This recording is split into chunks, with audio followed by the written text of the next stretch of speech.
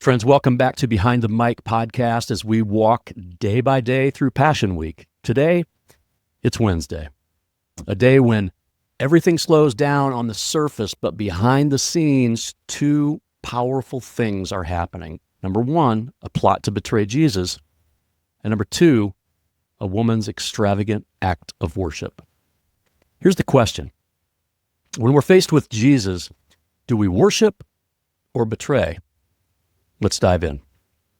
Wednesday is sometimes called Silent Wednesday because the Gospels don't record public teachings from Jesus that day, but a lot is happening privately. First, the dark side, the plot to kill Jesus. This comes from Matthew 26:14 through 16, and it says, "Then one of the 12, whose name was Judas Iscariot, went to the chief priests and said, 'What will you give me if I deliver him over to you?' And they paid him 30 pieces of silver. And from that moment, he sought an opportunity to betray him." Think about that. One of Jesus' own disciples, someone who walked with him, heard his teaching, saw his miracles, sells him out for a handful of coins.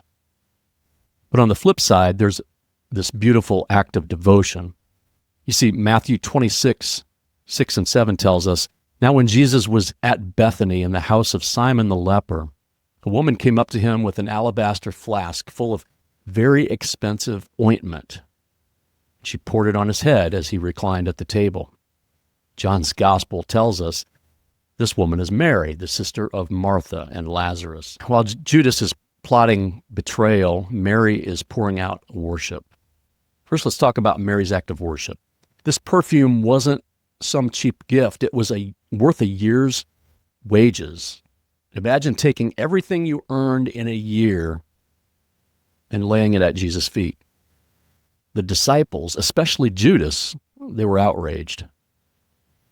Matthew 26:8 says, "Why this waste?" But Jesus defends her. "She's done a beautiful thing to me in pouring this ointment on my body. She is preparing me for burial." That comes in Matthew 26:10 and 12. You see, Mary got it. She understood what was about to happen even when the others didn't. Now, think about Judas. While Mary is giving her best honor to Jesus, Judas is selling Jesus out for the price of a slave. Check out Exodus 21:32 for that. Two responses to Jesus, one of total devotion and one of selfish betrayal. Here's the hard question for us today. When following Jesus gets hard, what is our response?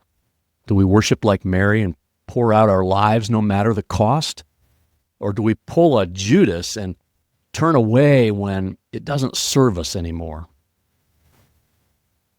Sometimes betrayal isn't as obvious as Judas's deal with the priests. It's compromising truth to fit in. It's choosing comfort over obedience. It's holding back part of our hearts from Jesus instead of giving him everything. Jesus sees both, and he calls us to choose devotion over betrayal. So today I want to ask you, what are you offering Jesus?